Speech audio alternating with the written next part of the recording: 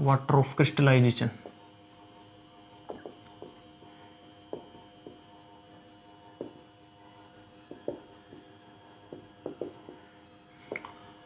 तो water of crystallization क्या होता है प्यारे बच्चों?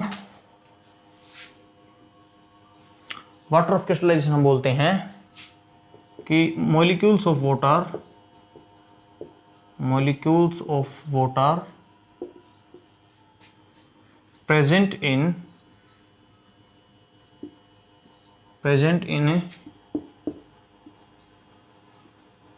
crystal of a solid. कि मैंने बताया था आपको क्रिस्टलाइन सॉलिड्स होते हैं। तो सॉलिड के जो क्रिस्टल होते हैं, फ्लैट साइडेड पार्टिकल्स होते हैं, सॉलिड के जो क्रिस्टल हैं, तो एक क्रिस्टल के अंदर जितने वाटर के मॉलिक्यूल्स प्रेजेंट होते हैं, उन वाटर के मॉलिक्यूल्स को हम बोलते हैं वाटर ऑफ क्रिस्टलाइजेशन। या फिर इस डेफिनेशन को और सिंपल वे के अंदर हम इस तरह से लिख सकते हैं कि molecules of water present in one formula unit, या फिर सिंपली कह दीजिए मॉलिक्यूलर फॉर्मूला के अंदर। तो molecule of water present in one formula unit of a substance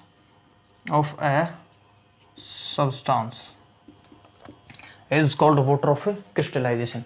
example के लिए जैसे मैं लिखूं कॉपर सल्फेट CuSO4।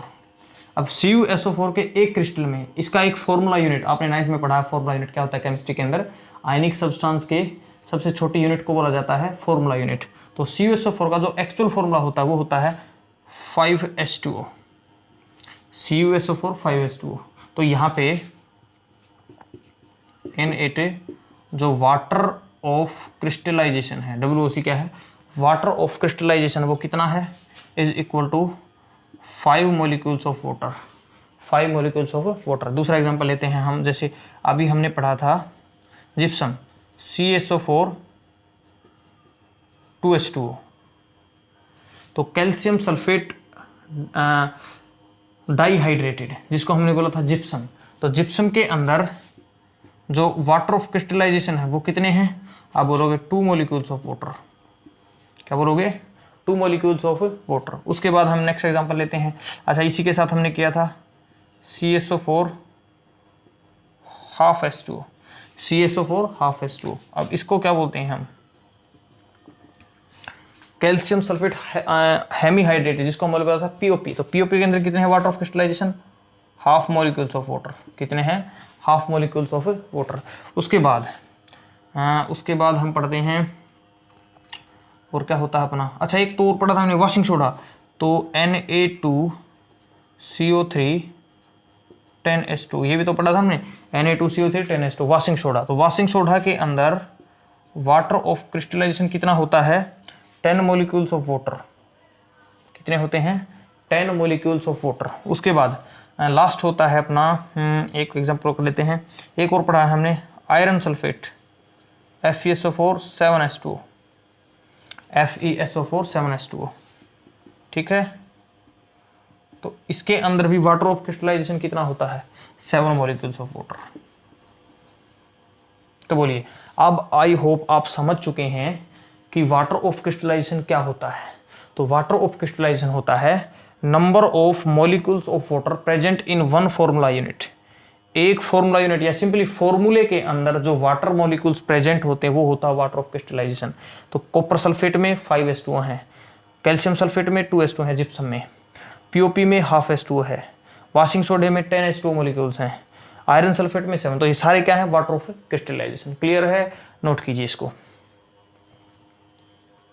बहुत अच्छे। चलिए, तो आपने वाटर ऑफ क्रिस्टलाइजेशन की डेफिनेशन आपने पढ़ ली, डेफिनेशन को समझा, साथ में आपने एग्जांपल किया कि आपके एग्जाम में क्या पूछेंगे कि what is water of crystallization, आप बता सकते हैं। फिर पूछेंगे गिव एग्जांपल्स, तो आप एग्जांपल भी दे सकते हैं, आपसे 2 और 3 पूछ सकते हैं मैक्सिमम। मैंने आपको 5 करवा दिए हैं। क्लियर है।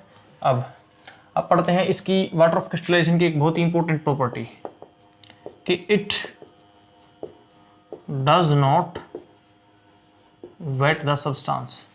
It does not wet the substance। कि जिस भी सब्सटेंस के अंदर वाटर ऑफ क्रिस्टलाइजेशन ये उसको वेट नहीं करेगा, does not wet, because water of crystallization is not free and present in formula, present in crystal, आप लिखें present in crystal of substance, कि जो सब्सटेंस है उसके क्रिस्टल के अंदर प्रेजेंट होता है। वाटर ऑफ क्रिस्टलाइजेशन फ्री नहीं है, अगर फ्री होता तो वेट करता, गीला करता, बट अब ये फ्री नहीं है, ये तो फॉर्मूले में ही है, सब्सटेंस को बनने में लगा है, फ्री नहीं है। फ्री होता तो वेट करता, तो वेट नहीं करेगा, गीला नहीं करेगा। क्लियर है? अब वाटर ऑफ क्रिस्टलाइजेशन के यूजेस हम लिख सकते हैं। यूजेस क्या है, फंक्शन क्या है इसके, कि it provide colour, it provide colour to the salts, कि जिन साल्ट्स के अंदर ये प्रेजेंट होता है उनको कलर प्रोवाइड करता है। और देखिए क्रिस्टल में प्रेजेंट होता है। It also provide shape, it also provide shape to the salt. तो दो फंक्शन होते हैं, एक तो कलर को प्रोवाइड करना, एक साल्ट, एक शेप को प्रोवाइड करना। अगर शेप नहीं होगी, अगर वाटर ऑफ क्रिस्टलाइजेशन उड़ जाएगा तो शेप वो नहीं रहेगी जो होती है। फिर तो शेप और कलर प्रोवाइड करना होता है वाटर ऑफ क्रिस्टलाइजेशन को। क्लियर है? अब देखिए, अब इस प्रॉपर्टी को हम, बहुत इंपॉर्टेंट होती है, आपके एग्जाम में पूछी जाती है, इस प्रॉपर्टी को यूज करते हैं हम। इसको नोट कीजिए तब तक के लिए। आप नोट हो गया है? बहुत अच्छी, वेरी गुड। तो इस प्रॉपर्टी को हम पढ़ते हैं किसके केस में, एक नया कंसेप्ट इसको बनाते हैं कि action of heat on water of crystallization. तो हम पढ़ते हैं एक property, action of heat on, action of heat on water of crystallization. ठीक है, water, action of heat on water of crystallization, कि अगर हम हीट कर दें जिस भी सब्सटेंस में, तो क्या होगा, वाटर ऑफ क्रिस्टलाइजेशन के साथ क्या होगा। तो इसके, उसको समझने से पहले दो चीजें समझिए। एक साल्ट है, ठीक है, उस साल्ट के अंदर वाटर ऑफ क्रिस्टलाइजेशन है, तो उस साल्ट को आप बोलोगे हाइड्रेटेड साल्ट। क्या बोलोगे आप? Hydrated salt. जिस भी साल्ट के अंदर वाटर ऑफ क्रिस्टलाइजेशन है, वाटर ऑफ क्रिस्टलाइजेशन जिस साल्ट के अंदर है, उस साल्ट को क्या बोलोगे? Hydrated salt. एग्जांपल के लिए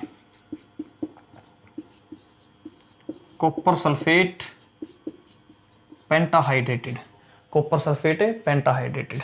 उसके बाद एक साल्ट है जिसके अंदर वाटर ऑफ क्रिस्टलाइजेशन नहीं है, ऐसे साल्ट को बोलोगे आप एनहाइड्रेटेड, एनहाइड्रस साल्ट बोल सकते हो। ठीक है, एनहाइड्रेटेड या एनहाइड्रस साल्ट बोल सकते हो, इस साल्ट के अंदर वाटर ऑफ क्रिस्टलाइजेशन नहीं है, एनहाइड्रेटेड साल्ट। एग्जाम्पल के लिए हम लिख सकते हैं CuSO4। एग्जाम्पल के लिए हम क्या लिख सकते हैं? CuSO4। देखिए CuSO4 जो साल्ट है, अब इसके अंदर क्या 5s2 नहीं है, इसलिए एनहाइड्रेटेड साल्ट। एन मीन्स नहीं है, हाइड्रेटेड मीन्स वाटर। यहाँ पे हाइड्रेटेड कॉपर सल्फेट या पेंटाहाइड्रेटेड कॉपर सल्फेट या कॉपर सल्फेट पेंटाहाइड्रेटेड, ये कैसा है? हाइड्रेटेड। क्यों? इसके अंदर वाटर ऑफ क्रिस्टलाइजेशन है। अब देखिए इसका जो कलर होता है वो कैसा होता है? ब्लू। इसका कलर कैसा होता है? वाइट। तो उसका कलर ब्लू, इसका कलर वाइट। यहाँ से भी एक चीज समझ आती है आपको। अच्छा, एक और एग्जाम्पल लेते हैं, FeSO4 7s2, आयरन सल्फेट हेप्टाहाइड्रेटेड। मैंने फर्स्ट चैप्टर के अंदर ये करवाया था आपको। क्लियर है? अब इसका कलर कैसा होता है आपको पता है, इसका जो कलर है वो होता है ग्रीन। क्लियर है? तो आयरन सल्फेट हेप्टाहाइड्रेटेड, इसके अंदर भी क्या है? 7 molecules of water of crystallization, इसलिए हाइड्रेटेड साल्ट है। कैसा साल्ट है? Hydrated salt. कलर कैसा? ग्रीन। अब इसको भी अगर हम लिखें FeSO4, ये भी कैसा होता है? वाइट। ये मैं फर्स्ट चैप्टर के अंदर आपको पढ़ा चुका, केमिकल रिएक्शन एंड इक्वेशन वाला चैप्टर है जो। तो यहाँ पे वाटर क्रिस्टलाइजेशन है इसलिए हाइड्रेटेड एनहाइड्रेटेड, एनहाइड्रेट क्यों? वाटर ऑफ क्रिस्टलाइजेशन नहीं है, इसीलिए कलर भी नहीं है, ब्लू से हो गया वाइट, ग्रीन से हो गया वाइट। क्लियर है? तो अगर हम action of heat on water of crystallization करते हैं तो क्या होगा? तो क्या होगा? बस यही होगा, हाइड्रेटेड से क्या हो जाएंगे? अनहाइड्रेटेड, हाइड्रेटेड से क्या हो जाएंगे? अनहाइड्रेटेड। चलिए इसको नोट कीजिए। वेरी गुड, नोट हो गया है, बहुत अच्छे। चलिए, तो अगर हम वाटर ऑफ क्रिस्टलाइजेशन को हीट दे देंगे तो वो क्या होगा? वो वेपर बन के उड़ जाएगा। तो इससे क्या होगा? जो हाइड्रेटेड साल्ट है, जो हाइड्रेटेड साल्ट है वो हीट करने पर क्या हो जाएगा? एनहाइड्रेटेड। वो क्या हो जाएगा? एनहाइड्रेटेड साल्ट, एनहाइड्रेटेड साल्ट। एग्जाम्पल के लिए एग्जाम्पल लेते हैं कि कॉपर सल्फेट पेंटाहाइड्रेटेड, उसको अगर हम हीट करते हैं तो बन जाता है CuSO4। कैसा? एनहाइड्रेटेड। क्लियर है? दूसरा एग्जाम्पल FeSO4 7S2, इसको भी अगर हम हीट करते हैं तो बन जाता है FeSO4। क्या बन जाता है? FeSO4। क्या बन जाता है? FeSO4। तो FeSO4 7S2। क्लियर है? अच्छा, तो कॉपर सल्फेट पेंटाहाइड्रेटेड CuSO4 बन गया, आयरन सल्फेट हेप्टाहाइड्रेटेड आयरन सल्फेट बन गया। क्लियर है? अरे ये बहुत ही ज़्यादा परेशान कर रहा है। तो चलिए, हो सकता है मे भी आपको थोड़ी सी फैन की आवाज़ आए तो मैनेज कर लीजिए। Iron sulphate heptahydrated 7 water crystallization heat किया तो क्या हुआ? Water of crystallization removed, get removed. तो क्या बन गई उनकी? वेपर। यहाँ पे लिख देते हैं 7S2 वेपर बन के उड़ गई, यहाँ पे 5S2 वेपर बन के उड़ गए। ठीक है? क्लियर? तो हाइड्रेटेड से बन गए एनहाइड्रेटेड, बट ये प्रोसेस रिवर्सिबल होता है, ये प्रोसेस रिवर्सिबल होता है। हाइड्रेटेड साल्ट से एनहाइड्रेटेड का बनना, और फिर एनहाइड्रेटेड से हम बदल सकते हैं हाइड्रेटेड को। बस क्या दे दो? उनका वाटर ऑफ क्रिस्टलाइजेशन दे दो, इसके अंदर 5S2 ऐड कर दो, फिर से ये बन जाएगा, इसके अंदर 7S2 ऐड कर दो, फिर से ये बन जाएगा। तो रिवर्सिबल प्रोसेस होता है, रिवर्सिबल प्रोसेस। देखते हैं कैसे एग्जाम्पल के साथ, इसको नोट कीजिए तब तक के लिए। वेरी गुड, नोट हो गया है, बहुत अच्छे। तो देखिए, ये जो प्रोसेस है वो रिवर्सिबल होता है। कैसे समझेंगे आप इसको? हम समझते हैं एक एग्जाम्पल के साथ। अगर मैं एक टेस्ट ट्यूब के अंदर ये मैंने कॉपर सल्फेट लिया, ठीक है, पेंटाहाइड्रेटेड कॉपर सल्फेट लिया, जिसका कलर कैसा होगा? ब्लू। ठीक है, अब इसको मैंने किया हीट, मैंने बर्नर के ऊपर इसको रख के इसको धीरे धीरे क्या किया? हीटिंग की, मैंने की हीटिंग। तो मैं देखता हूँ अब जो टेस्ट ट्यूब के अंदर नया जो पाउडर बनता है, अब ये पाउडर है वो कैसा होता है? पहली बात तो वाइट। कैसा होता? वाइट। होता कौन? अब सिर्फ CuSO4। सिर्फ कौन होता है? CuSO4। कॉपर सल्फेट पेंटाहाइड्रेटेड ब्लू था, कॉपर सल्फेट एनहाइड्रेटेड कैसा है? वाइट। तो कलर क्या हो गया? रिमूव। कलर क्या हो गया? रिमूव। बट फिर मैंने क्या किया? फिर मैंने नेक्स्ट स्टेप में वाटर ऐड कर दिया। ये प्रोसेस हो चुका है। देखिए, ये प्रोसेस यहाँ तक कंप्लीट है। अब मैं फिर से बता रहा हूँ मैं, फिर मैंने क्या किया? वाटर को ऐड किया। तो यहाँ पे हुआ क्या है? यहाँ पे -S2 हो गया, -5S2। कॉपर सल्फेट पेंटाहाइड्रेटेड था, ब्लू कलर का था, हीट किया, 5 वाटर मॉलिक्यूल्स माइनस हो गए, वो वेपराइज होके उड़ गई। ये लीजिए, है ना, उड़ गई। बना कैसा? Copper sulphate white anhydrated. Clear है? कलरलेस हो गया। अब ये है वाटर। अब हमने क्या किया? फिर से नेक्स्ट स्टेप में हमने 5 वाटर मॉलिक्यूल्स ऐड कर दिए। 5 वाटर मॉलिक्यूल्स क्या कर दिए हमने? ऐड। जैसे 5 वाटर मॉलिक्यूल्स हमने ऐड किए, तो अब जो यहाँ पे फिर से हम टेस्ट ट्यूब को ऑब्जर्व करेंगे तो हमारे को यहाँ पे जो सब्सटेंस मिलेगा वो फिर से क्या मिलेगा? CuSO4 5S2O, और कैसे कलर का मिलेगा? ब्लू कलर का। कैसे कलर का मिलेगा? ब्लू कलर का। तो ये एनहाइड्रेशन है, ये हाइड्रेशन है। यहाँ पे वाटर ऑफ क्रिस्टलाइजेशन को क्या मिल गई? हीट। क्या मिली है? हीट। जैसे हीट मिली तो वो उड़ गया। फिर अब उस एनहाइड्रेटेड साल्ट को फिर से क्या मिलेगा, वाटर ऑफ क्रिस्टलाइजेशन, और फिर से क्या बन गया वो कलर। क्लियर है। तो ब्लू से वाइट, वाइट से ब्लू। क्लियर है। ओके, समझ आया आपको। चलिए एक होमवर्क दे देता हूँ आपके लिए क्वेश्चन। चलिए आपने नोट कर लिया है, वेरी गुड। अब मैं इसको रेज करता हूँ।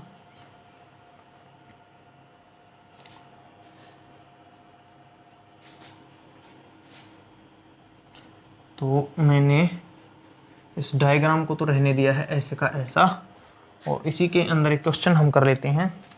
चलिए मैंने यहाँ पे रखा है आयरन सल्फेट FeSO4 7S2 जिसका कलर होता है ग्रीन, जिसका कलर होता है ग्रीन। मैंने किया उसका हीट, ठीक है। तो यहाँ पे क्या आएगा, अच्छा यहाँ पे क्या बनेगा, ठीक है। इसका कलर कैसा होगा, नेम भी बताना है, कलर भी बताना, फॉर्मूला भी बताना है। फिर यहाँ पे क्या करूँ मैं कि यहाँ पे ग्रीन कलर का सब्सटेंस बने, यहाँ पे ग्रीन कलर का सब्सटेंस बने और उसका फॉर्मूला क्या है। तो यहाँ पे क्या करना पड़ेगा, यहाँ पे क्या करना पड़ेगा। क्लियर है। तो ये आपके लिए होमवर्क है वाटर ऑफ क्रिस्टलाइजेशन पे। क्लियर है। तो ये था water of crystallization. Water of crystallization क्या होता है, क्या उसके फंक्शन होते हैं।